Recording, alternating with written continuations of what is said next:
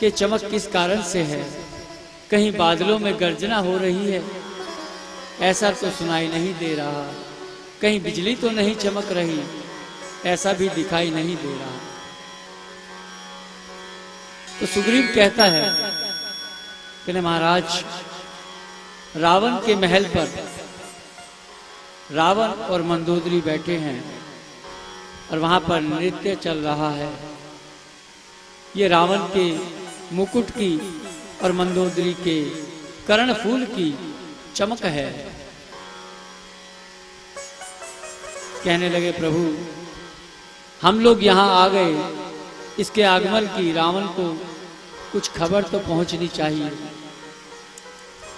प्रभु ने कहा, अगर आपकी इच्छा ऐसी ही है तो एक काम करो, मेरा धनुष बाण उठाकर दो। जैसे ही उन्होंने धनुष बाण दिया, प्रभु ने एक बाण ऐसा मारा जिससे रावण का मुकुट गिरा और मंदोदरी के कर्णफूल टूटकर गिर गए। और गिरते ही रावण को अशुभ संकेत हो गए कि अब मेरा विनाश निश्चित है। जब प्रभु पहुंचे तो प्रभु ने सबसे पहले, राजाओं लोगों की एक रिवाज था, जब कहीं युद्ध करने जाते थे तो पहले दूत को भेजा जाता था। प्रभु ने अंगद जी को दूत बनाकर भेजा। जब अंगद जी दरबार में पहुंचे, अंगद जी ने रावण को बहुत समझाया। रावण अपनी डींगे हाँकने लगा कि जब भी मैं कभी इंद्रलोक में जाता हूं, भगदड़ मच जाती है, सारा संसार मेरे नाम से कांपता है। जब रावण ने बहुत बड़ी बड़ी बातें करने लगा, तब अंगद जी ने कहा, क्या तुम वही रावण हो जिन्हें हमारे पिता ने 6 महीने अपनी काख में दाब कर रखा था? इतनी डींगे हाँकने का कोई फायदा नहीं है। मेरी मानो, तुम प्रभु के चरण पकड़ लो। रावण बड़ा क्रोधित हुआ। रावण ने कहा, अरे कुलघाती, जिस व्यक्ति ने तेरे बाप को मार डाला, तू उसका पक्ष लेता है? तू मेरे पास आता, मैं अपने बराबर का स्थान तुझे देता। जिसने तेरे पिता को मार डाला, तू उसी के साथ खड़ा हुआ है। तू घर का कलंक है। बहुत देर तक आपस में विवाद की बातें चलती रही। अंगद जी ने बहुत समझाया। वो कहने लगा कि अगर तेरे राम में इतनी ताकत है तो इतनी देर क्यों लगा रहे हैं युद्ध करने के लिए, और बार बार दूतों को भेज रहे हैं? क्या हिम्मत नहीं है युद्ध करने की? कायर लोग ऐसा विचार करते हैं कि पहले दूत भेजो, पहले बात करो, फिर युद्ध करेंगे। अंगद जी कहने लगे, मेरे मालिक तक तो जब पहुंचोगे, मैं अपना पैर ये तुम्हारे महल में जमीन पर स्थापित करता हूं। अगर इस पैर को कोई भी हिला सका तो हम लोग बगैर युद्ध करे सीता जी को यहीं छोड़कर चले जाएंगे। और जैसे ही अंगद जी ने अपना पैर पृथ्वी पर जमाया, सभी लोग वहां पर बैठे हुए थे, सभी ने एक एक बार अंगद जी के चरण को हिलाने की प्रयास किया।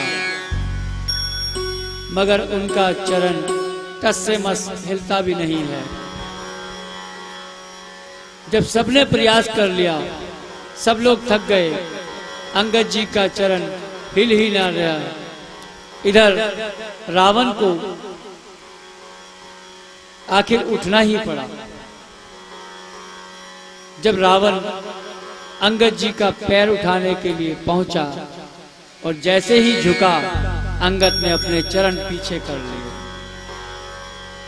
अंगद जी कहने लगे कि मेरे चरण पकड़ने से क्या होगा, मेरे प्रभु के चरण पकड़ो, तुम्हारा उद्धार हो जाएगा।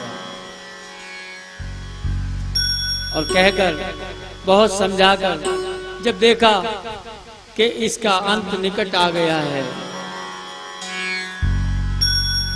कहते हैं ना कि विनाश काले विपरीत बुद्धि, के जाको प्रभु दारुण दुख देही, वाकी मति पहले हर ले।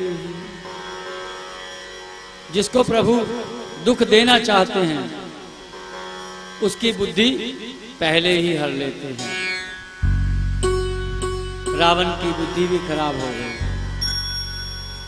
मगर रावण की एक खास अच्छी बात थी कि जब भी प्रभु को याद किया, उसने हमेशा श्री राम कहकर ही पुकारा।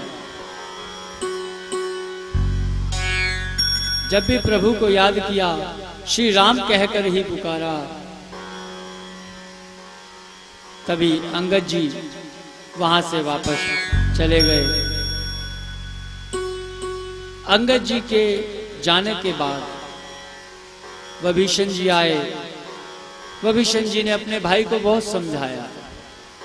कहने लगे, भैया आपको नहीं पता, वो साक्षात नारायण का अवतार हैं और पृथ्वी का भार हरने के लिए उनका अवतार हुआ है। हम लोग चलते हैं, सीता जी को साथ ले चलते हैं और उनके चरणों में जाकर दंडवत प्रणाम कर उनसे माफी मांगते हैं। प्रभु क्षमा कर देंगे, क्योंकि करुणा के निधान है, दया के सागर हैं। रावण कहने लगा कि अरे कुलघाती, तू भाई मेरा है, मगर गा उस वनवासी की रहा है। रावण ने बहुत क्रोध कर विभीषण के लात मारी। विभीषण कहने लगा कि भैया तुमने लात तो मुझे मारी है, जाओ, मैं प्रभु से यही प्रार्थना करता हूं कि तुम्हारा भी कल्याण हो। और कहकर विभीषण जी वहां से चले गए। विभीषण जी ने सोचा कि अगर मैं प्रभु के पास जाऊंगा, रावण का भाई हूं, कहीं ऐसा ना हो मेरा तिरस्कार कर दें। संकोचवश जब विभीषण प्रभु के पास पहुंचा तो हनुमान जी ने प्रभु को खबर दी कि प्रभु रावण का भाई आ रहा है। कुछ वानर कहने लगे, कैदी बना लो, बंदी बना लो। कोई कुछ कहता, कोई कुछ कहता। प्रभु कहते, नहीं, जो हमारी शरण में आया है वो हमारा प्रियजन है। जैसे ही विभीषण जी पहुंचे, प्रभु ने सारे परिवार की कुशल पूछी कि परिवार में सब ठीक हैं, आप कैसे हैं। कहने लगे, प्रभु जब आपकी शरण में आ गया, अब तो हर तरीके से आपकी कृपा है। तभी प्रभु ने संकोच करते हुए विभीषण जी को तिलक किया।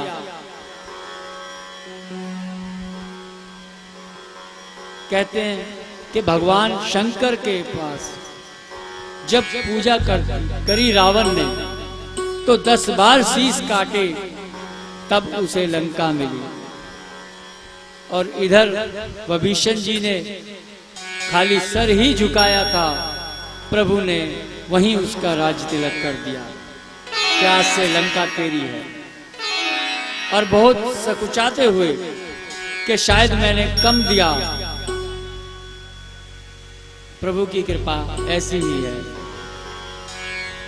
जो संपत्ति शिव रावण ही दीन दिए दस माथ, सोई संपदा विभीषण सकुच दीन रघुनाथ।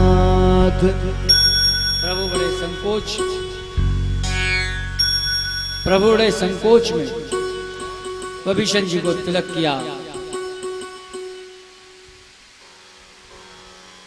सभी लोग मन में विचार बनाते हैं कि प्रभु अब युद्ध की तैयारी कीजिए। जैसे ही युद्ध की तैयारी हुई, रावण बहुत ही चतुर है। रावण अपने बल दल द्वारा सीधा कभी भी प्रभु से युद्ध करने नहीं गया। उसे पता था कि भगवान नारायण का अवतार है। सबसे पहले अपने पुत्र इंद्रजीत को भेजा कि जाओ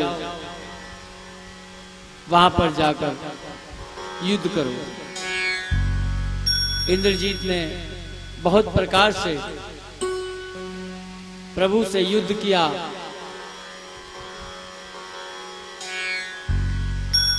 रोज सुबह युद्ध प्रारंभ होता था और संध्या के टाइम सभी लोग अपने अपने यथास्थान पहुंच जाते थे। इंद्रजीत के मन में विचार आया कि अगर युद्ध ऐसे ही चलता रहा तो हम जीत नहीं पाएंगे। इंद्रजीत ने एक यज्ञ का अनुष्ठान रखा और वो यज्ञ करने बैठ गया।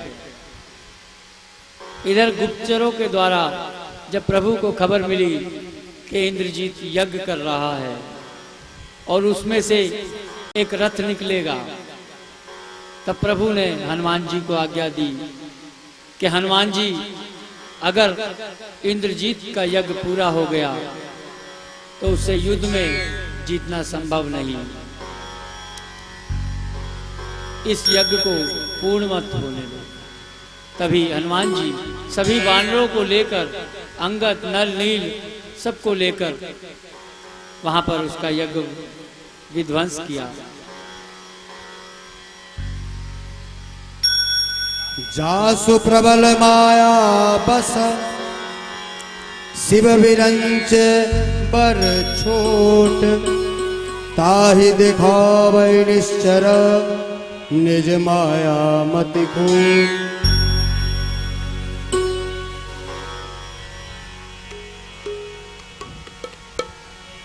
श्री राम जय राम जय जय राम, श्री राम जय राम जय जय राम, जय सिया राम जय जय सिया राम, जय सिया राम जय जय सिया राम। नभ चढ़ी बरस विपुल अंगारा, प्रकट होई जलधारा, नाना भांत पिसाच पिसाची, मारो काट धुनि बोलहि नाची। निष्ठा पुर वीर कचहारा, हर्ष धूर की निस हथियारा। बोलो राम बोलो राम बोलो राम राम राम, बोलो राम बोलो राम बोलो राम बोलो राम बोलो राम राम राम, बोलो राम बोलो राम राम। जैसे ही इंद्रजीत का हनुमान जी ने और सभी वानरों ने जाकर यज्ञ विध्वंस किया, इंद्रजीत बहुत क्रोध में उठकर कहने लगा अपने पिता को कि पिताजी आप निश्चिंत हो जाइए, कल मैं इन दोनों को मारकर इनका शीश लाकर आपके चरणों में चढ़ा दूंगा। कहते हैं कि अभिमानी आदमी अभिमान के कारण ही अपना सर्वनाश कर लेता है। अगले दिन जब इंद्रजीत पहुंचे और वहां पर बहुत घोर संग्राम हुआ, इतना घोर संग्राम हुआ क्योंकि राक्षस जाति के हैं, तरह तरह से उसने युद्ध में छल किया। पापियों के नाश को, धर्म के प्रकाश को,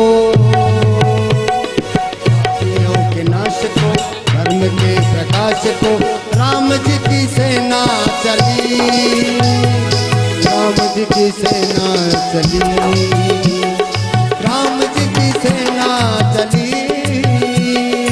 राम जी की सेना चली। पापियों के नाश को, धर्म के प्रकाश को, हाँ पापियों के नाश को, धर्म के प्रकाश को, राम जी की सेना चली, राम जी की सेना चली, राम जी की सेना चली, राम जी की सेना चली। जैसे ही इंद्रजीत बहुत क्रोधित होकर बहुत प्रकार से छल पूर्वक युद्ध करने लगा, जब उसने देखा कि यहां मेरा कोई बस नहीं चल रहा,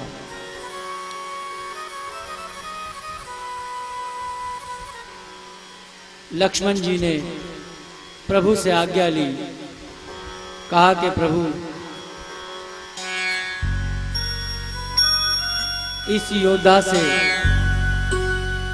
तो हमारी इच्छा है कि हम युद्ध करें। जैसे ही लक्ष्मण जी और इंद्रजीत का युद्ध चला,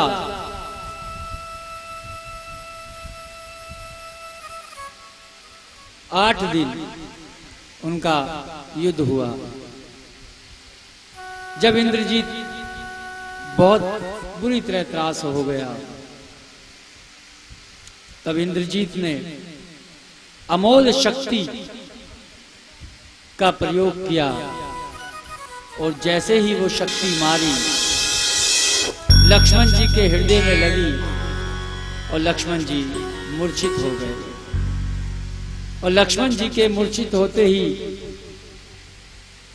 रामादल में हाहाकार मच गया। हनुमान जी ने देखा लक्ष्मण जी मूर्छित हैं, सभी लोग युद्ध कर रहे हैं। हनुमान जी तुरंत ही लक्ष्मण जी को उठाकर अपने खेमे में ले गए। सभी लोग युद्ध समाप्ति के बाद वहां पहुंच गए। प्रभु राम भाई लक्ष्मण को मूर्छित देखकर विलाप करने लगे। तभी जामवंत जी कहने लगे कि लक्ष्मण जी के लिए कहीं से कोई वैद्य लेके आया जाए। प्रभु कहने लगे कि यहां वैद्य की व्यवस्था कैसे होगी। तब हनुमान जी को आज्ञा दी। जामवंत जी कहने लगे वैद्य तो यहां मिल जाएगा, मगर वो वैद्य